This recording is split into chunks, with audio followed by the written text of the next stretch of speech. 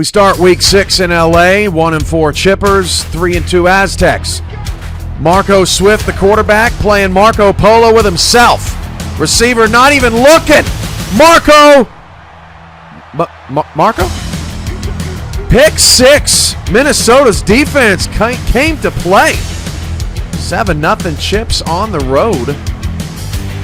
And LA's in a little bit of a panic mode. Why? Because in that first quarter, Marco Swift had no completions to his own guys, but started the second quarter all as well. Down into the red zone, Aztecs started to build just a little bit of momentum. Swift over the middle, that is Lars Bazar. Lars and in charge for the score. Another tight end getting a touchdown on Minnesota. That hurts. Doug Falk down the field, ripping and zipping. Hey, Minnesota, they came to play in this game. Offensively, a little flat. Dalton Brown, though, got things moving on this drive. But unfortunately for Minnesota, they went 4 yards back after that run and could only get 3 off the series, 10-7. Marco Swift, play action, got things going in the second half. He was 4-14 passing in the first half, but completed his first 6 in the second half, and a lot of them on this drive right here. Swift down 3. Fires over the middle. Miles Morales-Woods into the red zone. Then with the setting sun in Marco Swift's face, he says, I'll take it myself, and almost get there. That's all right. It's a team sport. The first Noel, Adam Noel, into the end zone for the touchdown. 14-10. Aztecs go up by 4. 2 minutes to go in this one. Marco Swift all day on 3rd down and 9. Minnesota's got to get off the field, and right at the last second, the defender grabs the receiver. What are you doing? That puts the ball all the way down to the 12. LA gets a field goal. They got 4 sacks from Michaela FOURaker, and they're lucky they did, because they may not have won this game without her. 17-10, Los Angeles tops Minnesota. Another struggling offense, the Denver Avengers at home, 1-4, getting help from their special teams against the 2-3 Fresno Bobcats, and there goes the big fella. Oh, we love a big man touchdown here on UFL tonight. That block doesn't get any cleaner. 7-0. You know whose jersey was clean a lot tonight? Cardiac Squid, wearing the all-whites. He took Jack Nitro's single-game rushing record that stood for about a week and threw it in the trash. 3rd and goal, start of the second quarter. That's a Chad Powers touchdown to tie the game at 7. 50-yarder for Denver. Bang. Fresno would strike back. 10-10. It's anybody's game at this point. Just before the end of the first half, Nate Hall playing that Marco Polo game with only one participant. No one's looking. Miscommunication, and Fresno's got the stuff to take it the distance. 17-10, Bobcats up a touchdown. Cardiac Squid, first run of the second half. Nobody touched him. Touchdown. 24-10, Fresno. Woo! Yeehaw! Right up, Cowboy. Up 14. Nate Hall in the fourth quarter's got to get the offense moving. He does just that.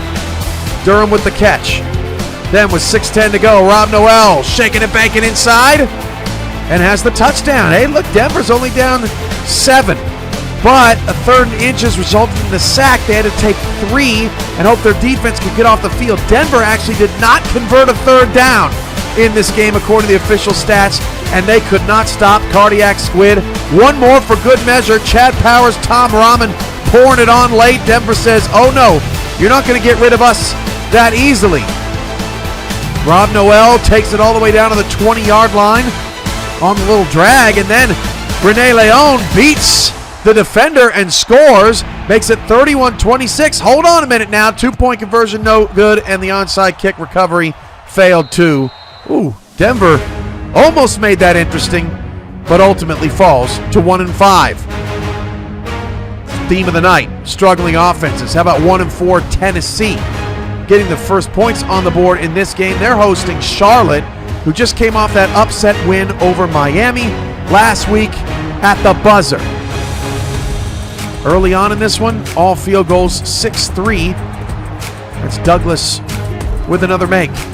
Clements takes off in the third quarter, tries to do it himself. The ball's ripped out of his hands, And Dexter Jackson won't be qualifying for Olympic hurdles anytime soon, but the little bunny hop gets it done.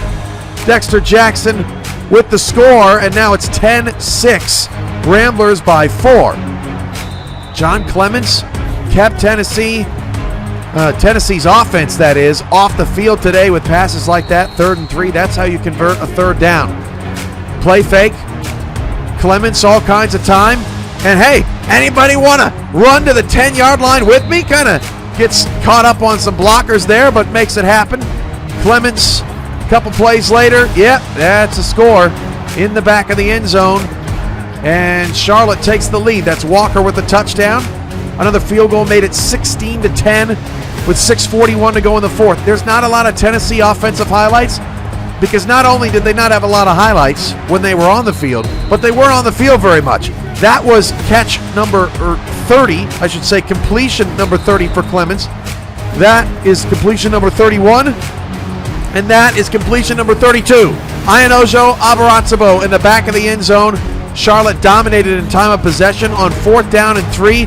Ryan Davis, best pass of the day, hits Action Jackson, who was not shy about talking about the team's quarterback issues after this one. Ryan Davis with 1:10 to go, keeping his team in it. Max Capone with the touchdown catch. The onside kick, almost recovered, but just could not pick it up at the end. Another loss for the Ramblers. They are also 1-5. Montana at Portland in the primetime slot tonight. This one came with an interesting wrinkle in the storyline. But early on, it was about Emmanuel Blackman and the Portland Huskies. Both teams 2-3, chasing Dakota in the Northern Division. Eric Guger fighting for the first down and picking it up. Next play, Blackman rolls to his left, back of the end zone. Oh man, we're going salsa dancing. 7-0 Portland. Watch this play. Emmanuel Blackman deep down the field to Davian FORTT. A fortress of good for Portland. 72 yards. Makes it 14-0. He's still unclaimed, people. Such a good player. All right. Enter Montana's Blake Green. A new quarterback from Montana. Where'd he come from? Portland. On the day of the game, Portland trades him to Montana. He starts the game for Montana, and Montana's previous starting quarterback on Portland's bench. Watching this one from the sidelines, Buchanan, he's got the moves too. Fire it up. 14-7. Montana's only down a touchdown, and Blake Green starting to get a little bit more comfortable in the offense in the second half. 15 of 20 at that point. This time, Green says, I'll take it myself. Product out of Boise State. Feeling a little bit more at home in Montana. Screen. Buchanan first down on 3rd and 4. Drive stays alive. Jason Williams finishes the rest. And we're tied at 14. A good block to Utah and a good run to Utah. Late 3rd quarter. Emmanuel Blackman starts cooking for the Huskies. Play fake. Same target, same result. Touchdown for Portland. Watch this move. Whoops-a-daisy. Right around you, and see you later. Who is that again? Oh, yeah, Davian FORTT. Unclaimed. If you want to score touchdowns, get on the FORTT bandwagon. Portland goes to 3-3, 28-14. This was 8 minutes in UFL heaven.